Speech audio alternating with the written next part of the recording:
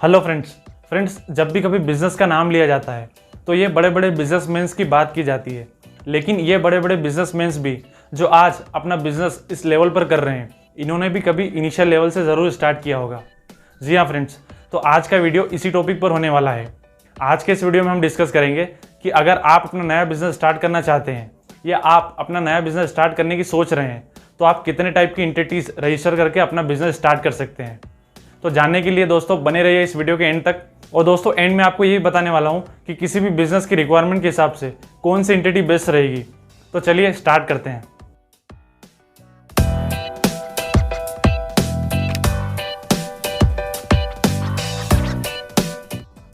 दोस्तों कोई भी व्यक्ति जब अपना बिजनेस स्टार्ट करने की सोचता है तो उसे यही कन्फ्यूजन रहता है कि वो एज अ सोल प्रोप्राइटर से बिजनेस स्टार्ट करे, as a partnership firm start करे, as a private limited company start करे, एज अ LLP स्टार्ट करे या फिर एज अ 1% कंपनी फॉर्म करके अपना बिजनेस स्टार्ट करे। तो दोस्तों इन्हीं 5 एंटिटीज़ के बारे में आज के वीडियो में डिटेल में डिस्कस करने वाले हैं। फ्रेंड्स पहली एंटिटी आती है सोल प्रोप्राइटरशिप बिजनेस। दोस्तों सोल प्रोप्राइटरशिप बिजनेस एक ऐसा बिजनेस होता है जिसमें बिजनेस की ओनरशिप, बिजनेस को कंट्रोल एवं बिजनेस का मैनेजमेंट एक ही व्यक्ति द्वारा देखा जाता है, तो उसे सोल प्रोप्राइटरशिप बिजनेस कहते हैं। मान लो दोस्तों अगर मैं एक शॉप खोलता हूँ तो उस शॉप में सारे सेल्स परचेज से रिलेटेड डिसीजन मैं ही लेता हूँ, तो मैं उसे कंट्रोल कर रहा हूँ। दूसरा उस शॉप की देखरेख भी मैं ही करता हूँ, तो उसका मैनेजमेंट भी मैं ही कर रहा हूँ। और तीसरा उस शॉप का ओनर भी मैं ही हूँ, तो ओनरशिप भी मेरे ही नाम पे है। तो इस तरह का बिजनेस सोल प्रोप्राइटरशिप बिजनेस कहलाता है। दोस्तों आपने मार्केट में बहुत सारी शॉप्स देखी होगी, जैसे मेडिकल शॉप्स हो गई, सलून शॉप्स हो गई, ग्रोसरी शॉप्स हो गई। इन सारी शॉप्स के owner as a sole proprietorship ही अपना बिजनेस करते हैं। फ्रेंड्स अगर रजिस्ट्रेशन की बात की जाए तो सोल प्रोप्राइटरशिप बिजनेस में एज ए गवर्नमेंट के द्वारा कोई भी मैंडेटरी रजिस्ट्रेशन की रिक्वायरमेंट्स नहीं है। आप अपने बिजनेस में कैपिटल लेकर अपना बिजनेस कहीं पर भी कभी भी स्टार्ट कर सकते हैं। लेकिन वहीं अगर देखा जाए कुछ स्पेशल केसेस में, जैसे आपको मेडिकल शॉप खोलना है या फिर आपको ज्वेलरी शॉप खोलना है, तो उसके लिए आपके पास लाइसेंस का होना जरूरी होता है। अब अगर नाम की बात की जाए कि सोल प्रोप्राइटरशिप बिजनेस में नाम क्या होना चाहिए, तो इसमें गवर्नमेंट द्वारा कोई भी नाम को लेकर रिस्ट्रिक्शंस नहीं है। आप अपने बिजनेस का नाम कुछ भी रख सकते हैं, मीन्स कुछ भी अपने बिजनेस का लीगल नाम रखा जा सकता है। उस बिजनेस का नाम आपके नाम पर हो सकता है या फिर आपके किसी फैमिली मेंबर के नाम पर हो सकता है, तो आप अपने बिजनेस का कुछ भी लीगल नेम रख सकते हैं। फ्रेंड्स सोल प्रोप्राइटरशिप बिजनेस में बिजनेस के ओनर की लाइबिलिटी अनलिमिटेड होती है। अनलिमिटेड लाइबिलिटी का मीनिंग, क्योंकि sole proprietorship business as a separate legal entity नहीं होता, ओनर को और बिजनेस को एक ही माना जाता है। तो मान लो अगर ओनर बैंक से 15 लाख का लोन लेता है और उसका बिजनेस अगर 10 लाख का ही लोन रीपे कर पाता है, तो उसे 5 लाख अपनी जेब से भरना होते हैं, यानी कि अपनी पर्सनल असेट से देना होते हैं। इस तरह से हम देखते हैं कि सोल प्रोप्राइटरशिप बिजनेस में रिस्क ज़्यादा होती है और बिजनेस में लॉस होने पर बिजनेस के ओनर को अपने घर से भी पैसा लगाना पड़ता है। अब अगर इनकम टैक्स से रिलेटेड रजिस्ट्रेशन की बात की जाए तो दोस्तों पहले ऐसा रूल था कि आप अगर ऐसे सोल प्रोप्राइटरशिप बिजनेस कर रहे हैं तो आपको अपने बिजनेस का अलग से पेन लेने की कोई मैंडेटरी रिक्वायरमेंट नहीं थी। लेकिन अभी गवर्नमेंट ने रिसेंटली ये मैंडेटरी कर दिया है कि सोल प्रोप्राइटर को भी अपने बिजनेस के लिए अलग से पेन लेना मैंडेटरी है।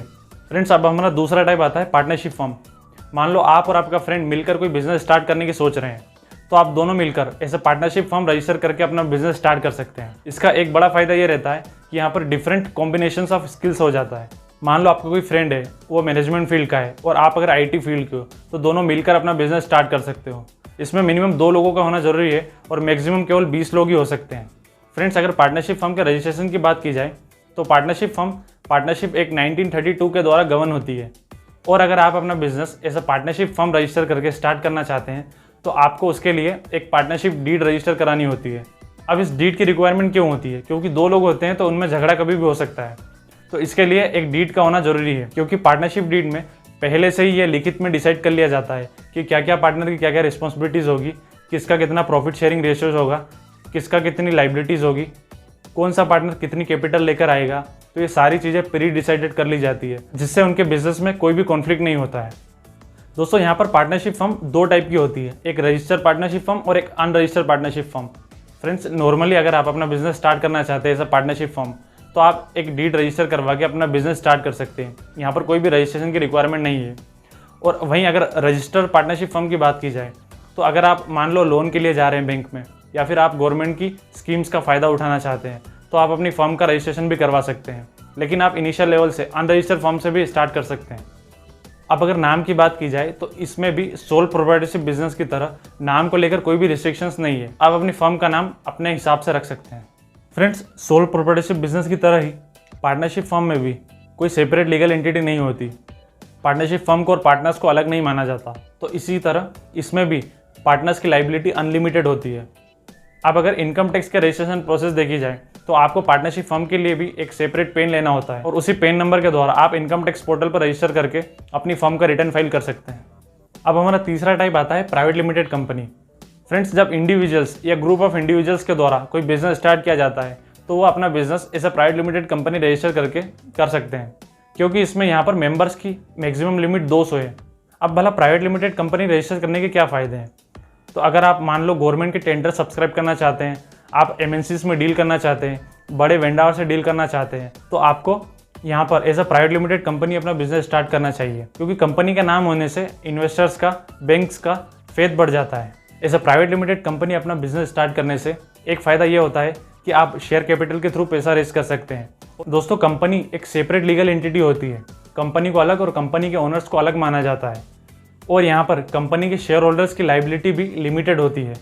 यहाँ पर लिमिटेड लाइबिलिटी का मीनिंग, मान लो अगर कंपनी ने कोई लोन लिया है और उस लोन का रीपेमेंट कंपनी नहीं कर पाती है तो कंपनी के शेयर होल्डर्स की कोई पर्सनल लाइबिलिटी नहीं बनती यहाँ पर लोन को रीपेमेंट करने की। अब अगर कंपनी के रजिस्ट्रेशन की बात की जाए तो इंडिया में कंपनीज एक्ट 2013 के द्वारा गवर्न होती है और इसमें आपको रजिस्ट्रेशन लेने के लिए एमसीए पोर्टल पर अपनी कंपनी रजिस्टर करना होती है।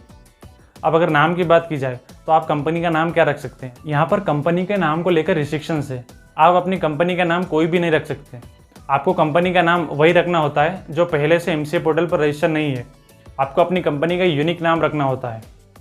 और प्राइवेट लिमिटेड कंपनी में आपको कंपनी के नाम के बाद प्राइवेट लिमिटेड वर्ड यूज़ करना मैंडेटरी है, जैसे बी प्रोफेशनल प्राइवेट लिमिटेड। तो इस तरह आपको कंपनी के नाम के बाद प्राइवेट लिमिटेड वर्ड यूज़ करना मैंडेटरी होता है। अब अगर इनकम टैक्स रजिस्ट्रेशन की बात करें तो आपको कंपनी के लिए भी सेपरेट पेन लेना होता है इनकम टैक्स पोर्टल पर अपनी कंपनी को रजिस्टर करने के लिए। अब हमारे फोर्थ टाइप पर आते हैं, ओपीसी यानी 1% कंपनी। अब ये ओपीसी का कॉन्सेप्ट क्यों आया? तो दोस्तों, मान लो अगर आप ऐसा कंपनी रजिस्टर करके अपना बिजनेस स्टार्ट करना चाहते हैं तो प्राइवेट लिमिटेड कंपनी में आपको मिनिमम 2 लोगों की रिक्वायरमेंट होगी, लेकिन वहीं ओपीसी में आप अकेले ही कंपनी के ओनर हो जाते हैं और आपको एक नॉमिनी का नाम देना होता है बस, और आप अपनी कंपनी रजिस्टर कर सकते हैं। फ्रेंड्स, 1% कंपनी में ओनर केवल एक नेचुरल पर्सन और जो इंडिया का रेसिडेंट है और इंडिया की सिटीजनशिप रखता है, केवल वही पर्सन ओपीसी फॉर्म कर सकता है। कोई भी अदर व्यक्ति ओपीसी फॉर्म नहीं कर सकता। तो ओपीसी को भी एक सेपरेट लीगल एंटिटी माना जाता है और इसमें ओनर की लाइबिलिटी लिमिटेड होती है। अब अगर नाम की बात की जाए तो ओपीसी में आपको अपनी कंपनी के नाम के बाद ब्रैकेट में ओपीसी लगाना जरूरी होता है। फ्रेंड्स, 1% कंपनी के रजिस्ट्रेशन के लिए भी आपको एमसीए पोर्टल पर ही अपनी कंपनी रजिस्टर करना होती है और यह भी कंपनीज एक्ट 2013 के द्वारा ही गवर्न होती है। और इनकम टैक्स में भी रजिस्ट्रेशन लेने के लिए आपको ओपीसी का अलग से पेन लेना होता है ओपीसी को इनकम टैक्स पोर्टल पर रजिस्टर करने के लिए। अब हमारा फिफ्थ टाइप आता है एलएलपी यानी लिमिटेड लाइबिलिटी पार्टनरशिप। फ्रेंड्स, जब कंपनी के और पार्टनरशिप फर्म के दोनों एलिमेंट को मिक्स कर दिया जाता है तो वो एलएलपी फॉर्म हो जाती है। एलएलपी एक्ट 2008 के द्वारा गवर्न होती है और इसका रजिस्ट्रेशन भी एमसीए पोर्टल पर ही किया जाता है। फ्रेंड्स, मेनली एलएलपी प्रोफेशनल के द्वारा ही फॉर्म की जाती है, जैसे doctors, chartered accountants, company secretaries. इसमें एक बड़ा फ़ायदा ये होता है कि इसमें पार्टनर्स को लेकर कोई लिमिट नहीं है। मिनिमम 2 पार्टनर का होना चाहिए और मैक्सिमम कितने भी पार्टनर्स हो सकते हैं। फ्रेंड्स, लिमिटेड लाइबिलिटी पार्टनरशिप भी एक कंपनी की तरह सेपरेट लीगल एंटिटी होती है और इसमें भी पार्टनर्स की लाइबिलिटी लिमिटेड होती है। और एलएलपी के लिए भी आपको एक सेपरेट पेन लेना होता है इनकम टैक्स पोर्टल पर रजिस्टर करने के लिए। अब आप ये सोच रहे होंगे कि एलएलपी में और पार्टनरशिप फर्म में क्या डिफरेंसेस हैं? तो एलएलपी और पार्टनरशिप फर्म में बहुत से ऐसे डिफरेंसेस हैं, जैसे कि एलएलपी में पार्टनर्स की लाइबिलिटी लिमिटेड होती है, वहीं पार्टनरशिप फर्म में पार्टनर्स की लाइबिलिटी अनलिमिटेड होती है। पार्टनरशिप फर्म में मैक्सिमम केवल 20 पार्टनर्स ही हो सकते हैं, वहीं एलएलपी में पार्टनर्स को लेकर कोई लिमिट नहीं है, मिनिमम 2 पार्टनर और मैक्सिमम कितने भी पार्टनर्स हो सकते हैं।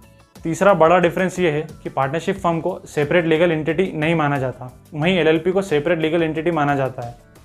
और चौथा डिफरेंस ये है कि आपको पार्टनरशिप फर्म में एज सच कोई ज़्यादा कंप्लायंसेस नहीं करने होते, लेकिन एलएलपी में थोड़े बहुत कंप्लायंसेस बढ़ जाते हैं। तो इस तरह आपने देखा इन पांचों एंटिटीज़ के किस तरह से अलग अलग फीचर्स होते हैं।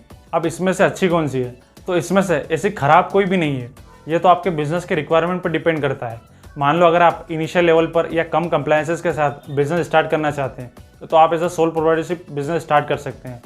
दूसरा, अगर पार्टनरशिप फर्म की बात की जाए तो आप, आपके फ्रेंड या आपके कोई फैमिली मेम्बर मिलकर कोई बिजनेस स्टार्ट करना चाहते हैं कम कंप्लायंसेस के साथ, तो आप as a partnership firm business start कर सकते हैं।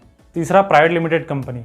जब आप कोई बड़े वेंडर्स में डील करते हैं, या फिर आपको शेयर कैपिटल के थ्रू पैसा रेज करना है, या फिर आप एमएनसीज में डील करना चाहते हैं, या आप बैंक से बड़े बड़े लोन लेना चाहते हैं, तो आप as a private limited company अपना बिजनेस स्टार्ट कर सकते हैं। फोर्थ वन आता है ओपीसी।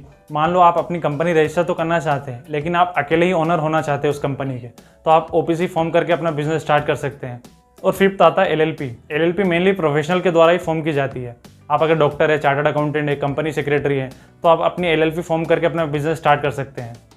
फ्रेंड्स, होप ये वीडियो आपको इन्फॉर्मेटिव लगा होगा, और आगे जैसे मोर इन्फॉर्मेटिव वीडियोस देखने के लिए हमारे चैनल को सब्सक्राइब करें, और वीडियो अच्छा लगा हो तो वीडियो को लाइक करके जाएं।